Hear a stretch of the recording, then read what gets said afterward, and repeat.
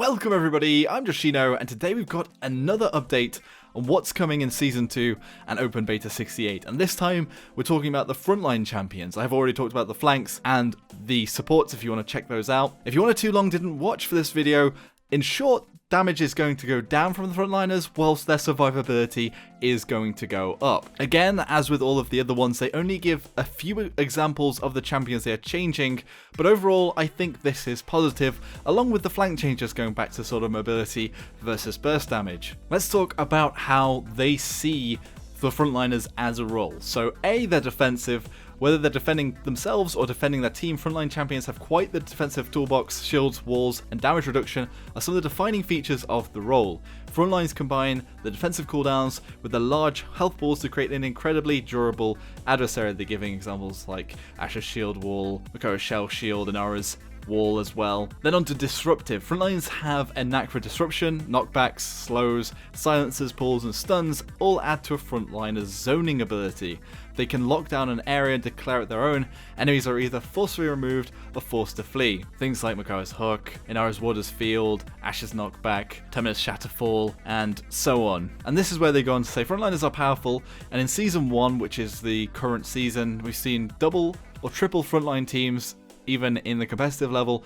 And what they say, they like people want to play the front lines in the game, and they also like that front lines are able to be a threat. And a lot of the time, an engagement with the front line breaks down to a simple math equation: effective health times damage output. What they say is both having the high health pools, defensive abilities, damage, and effective health, and with the designs of the maps with some choke points, they are extremely effective currently. So where do they want to take it? Well, they say that the frontliners currently are too good of a pick in many cases, and they didn't want to lower their effective health or disruption capabilities, and capturing and defending the objective is important for frontline champions. However, we also want frontline champions to remain fun to play and retain some lethality without stepping on flank or damage champions. So trying to define the role a bit better, I guess, is what they're trying to say here. So here are some of the examples of the changes coming. So they've lowered the damage output on Ruckus, Terminus, and Torvald. But like with most of the champions, Terminus is getting other things instead of the damage. And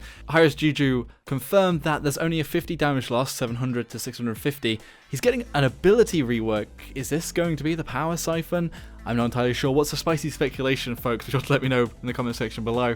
And also, all of his cards are going to be buffed, which I'll talk about again in a second, as it's sort of going on with all the frontline champions. All their loadout cards have been buffed up to compensate. And in Asher's case, they removed the bonus damage from a slugshot talent, and Makoa will see the size of his dredge anchor projectile greatly reduced. So let's go first on the Ruckus. Terminus and Torvald changes, so just generally a damage nerf. Well, Ruckus can often be played as sort of a semi-damage champion at the moment. Terminus and Torvald, I'm not so sure about in their damage output, but I mean, if they're bringing everyone down across the board here, then maybe it'll make sense. On Ashe, I think her Slugshot legendary has been quite annoying this patch, and that damage has been not easy to deal with either, and I think it's been picked up a lot. So having that removed is, for me, decent, because Ashe is not only good with that, but not enjoyable to play against, just because the size of projectile is so big and it's so easy to get that damage off. And finally, on the Makoa, the Dredge Anchor, I do think it's an interesting way of approaching Makoa. It's always been an odd one, because he actually doesn't have the greatest win rate overall of like the spread of the games, but in ranked and higher level games, he's one of the first pick champions that is really good, or well, most of the time banned. And I think this is one of the things that doesn't necessarily nerf him too much, but makes him a bit harder to use. And the Dredge Anchor is probably the thing in his kit that makes him so good, because he has such ridiculous disruption.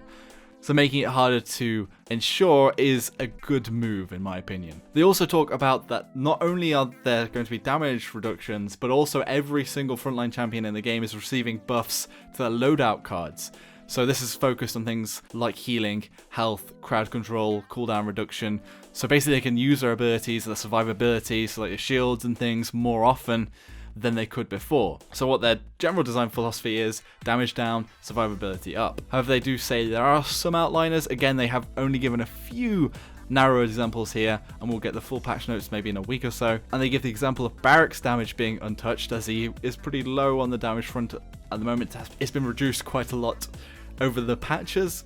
but they buffed out his Zodak cards to offer more opportunity cost movement options. So, I mean, he does actually have a pretty ridiculous rocket boot distance at the moment, so I don't know about that. And what they say they're trying to achieve here is a slightly longer time to kill in Paladins overall. Frontlines will retain enough damage to be a threat, whilst losing their damage and overall lowering the time to kill. It's interesting because both flankers and frontliners here have had their damage curved a bit. So the flankers have lost their DPS, damage per second, a little bit, and here the frontliners just generally lost a bit of damage. This is what a lot of people in the community have been asking for a long time, is increasing the time to kill, because the game, even in its current state, I think the time to kill is a bit lower than it has been for a while. For the past maybe 6 months, it sort of goes up and down. They increase the damage, they also increase the power level of the cards and things, but it's still a lot bigger than, say, Overwatch, which you can one-shot, headshot on quite a few characters. And I think that's what makes Paladins kind of the outlier and something different. So I am happy to see this being pushed more. And it does make sense now, the support nerf on their health pool, if the damage is going down across the board. I mean, it sort of weighs out there. And it's less of a nerf overall to the support champions.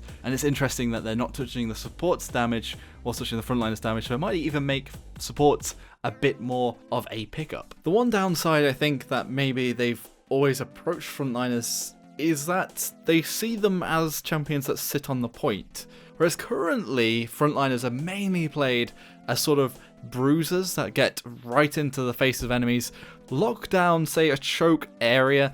In Paladins there's usually about 3 ways people can come to try and attack the point or get onto the payload, and that means that a frontliner can set up on one and harass and bully around it.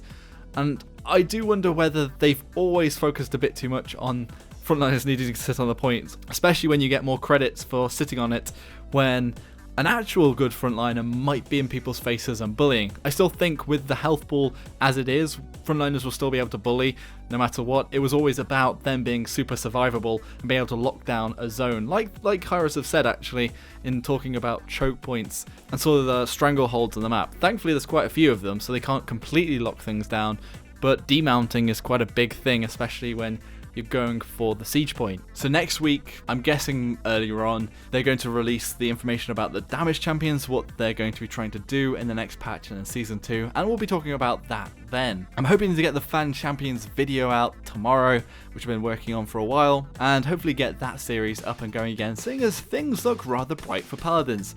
Does everyone else think this might be a shell spin in the right direction, or do you think maybe they've been Macau hooked back a few steps? Be sure to let me know in the comment section below whether you think this is negative or positive, and if you enjoyed the video, hit the like button, subscribe for more of my content, and hit that bell icon to become part of the notification squad. Thank you all very much for watching. Till next time, Joshino.